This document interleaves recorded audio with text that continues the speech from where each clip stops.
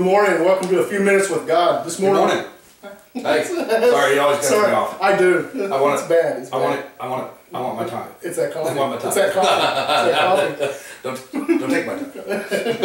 But anyway, well, this morning we're reading out of John 14:11 and 12, and Jesus is speaking here, and it says, "Believe me when I say that I am in the Father, and the Father is in me, or at least believe on the evidence of the works themselves. Very truly I tell you, whoever believes in me will do the works I have been doing, and they will do even greater things than these, because I'm going to the Father."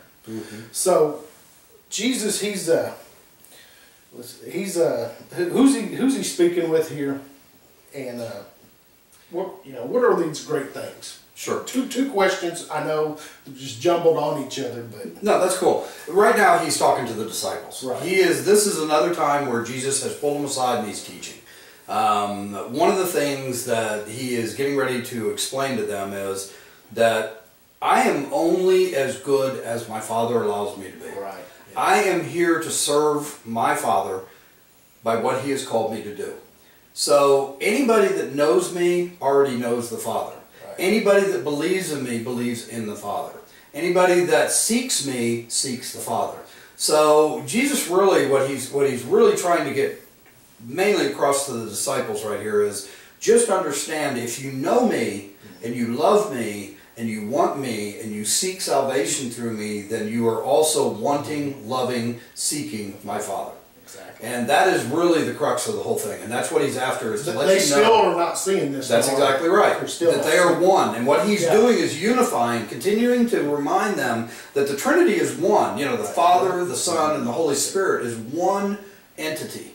And he's still continuing to fortify that fact that you want to separate me as a Father and a Son and this Holy Spirit thing, which at this point they didn't understand what that meant. Yeah. But you want to separate all those things, and we are one.